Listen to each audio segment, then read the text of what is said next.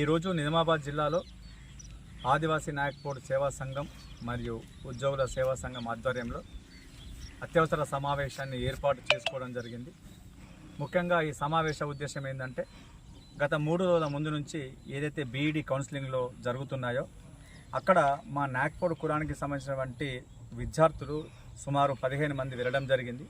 ఆ 15 మందిని అక్కడ వెరిఫికేషన్ సర్టిఫికేట్ చేసే వాళ్ళు ఆఫీసర్స్ ఎవరైతే ఉన్నారో వాళ్ళంతా అంటే అసలు కులానికి సంబంధించినటువంటి దీన్ని కాకుండా ఇష్టమైనట్టుగా క్వశ్చన్ చేస్తూ వాళ్ళకు తెలియని విషయాలని రాబట్టే విధంగా తప్పుడు గైడ్లైన్స్ ఇస్తూ తాత ముత్తాతల నాటి వాళ్ళ మార్బిళ్ళకు సంబంధించినటువంటి అడగడం అనేది చాలా దురదృష్టకరం. వాళ్ళ పిల్లలందరూ అక్కడ భయభ్రాంతులకు గురై మరి ఏంటి మన నాయకులు లేరు అని చెప్పేసి వాళ్ళు మా అందరికి ఫోన్ చేస్తే మేము ఫోన్ చేస్తే కూడా అవునని మేము ఎందుకు అడగద్దు అని చెప్పేసి వాళ్ళు అక్కడ సమాధానం నిర్లక్ష్యంగా ఇస్తున్నారు. మేము దీన్ని తీవ్రంగా ఖండిస్తున్నాం. మరి ముఖ్యంగా ఇప్పుడు ఎవరైతే వెరిఫికేషన్ చేసే ఆఫీసర్ ఉన్నారో లీలా మేడం గారు, ఆమె మొన్నటికి మొన్న కామారెడ్డి జిల్లాలో ఉద్యోగస్తున్నటువంటి వాళ్ళకు కూడా సర్టిఫికెట్లు రాకుండా అడ్డుకొని వాళ్ళకు ఉద్యోగాలు రాకుండా అడ్డుకున్నది. అక్కడ కూడా మరి సర్టిఫికెట్లు ఇష్యూ అయిన వాళ్ళని కూడా మరి రాకుండా చూస్తూ ఉన్నది.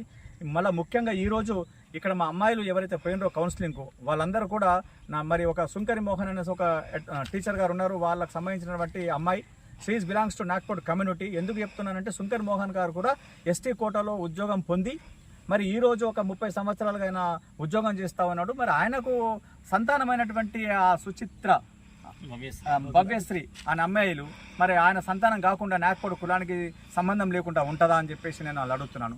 అంటే వాంటెన్లీ కావాలని మా నాయక్ బోర్డు కులాన్ని మీద ఒక కక్ష కట్టి ఆ బంజారా తెగకు చెందినటువంటి లీలా మేడం గారు వ్యవహరిస్తూ ఆమె మరి కుటిలాంటి రాజకీయం చేసి మా వాళ్ళకు రాకుండా తీవ్రంగా మేము అడ్డుకుంటుంది. కాబట్టి మేము నిజామాబాద్ జిల్లా పక్షాన ముక్త కంఠంతో ఆమె చేస్తున్న దుశ్చర్యలను తీవ్రంగా ఖండిస్తున్నాం. మేము ప్రభుత్వంతో సవినయంగా మనవి చేస్తున్నాం ముందంటే అటువంటి ఆఫీసర్లని, ఎందుకంటే ఒక కుల వివక్ష పెట్టుకుని ప్రవర్తించే ఆఫీసర్ని తక్షణమే విధుల నుంచి తొలగించాలని చెప్పేసి మేము నాయక్ బోర్డు సేవా సంఘం తరఫున డిమాండ్ చేస్తున్నాం. అంతేకాకుండా మళ్ళీ ఏదైతే ఇప్పుడు రాబోయే రోజుల్లో మేమందరం కూడా మాకు సంబంధించినటువంటి మరి అడ్లూరు లక్ష్మణ్ గారిని, ఎస్టీ మినిస్టర్ గారిని, అలాగే మా ఇన్ఛార్జ్ మినిస్టర్ అయిన సీతక్క గారిని మరియు కమిషనర్ గారిని కలవడానికి మేము పెద్ద ఎత్తున హైదరాబాద్కు అతి త్వరలో బయలుదేరి వస్తున్నామని చెప్తూ మరి ముఖ్యంగా ఏంటంటే మాకు సర్టిఫికేట్స్ ఎప్పుడైతే మాకు ఐడెంటిఫికేషన్ చేసి హైదరాబాద్ రీసెర్చ్ వింగ్ వారు మాకు సర్టిఫికేట్ ఇవ్వడం జరిగిందో 95లో ఒక జీవో నంబర్ 11 అని చెప్పేసి 97లో జీవో నంబర్ 144 అని చెప్పేసి 358 సర్నేమలతోని సంపూర్ణంగా మరి దేరాలు belongs to Naik board committee Nizamabad జిల్లాలో ఉన్నారు. వాళ్ళకు పక్కన ఉన్నటువంటి ఆదిలాబాద్ కానీ నిర్మల్ కానీ ఇంకా అటు జగిత్యాల అక్కడ కరీంనగర్లో ఉన్నటువంటి ఆదివాసులు అందరితో కూడా చుట్టరికం ఉన్నదని తెలిసి కూడా మాకు ఇవ్వడం జరిగింది.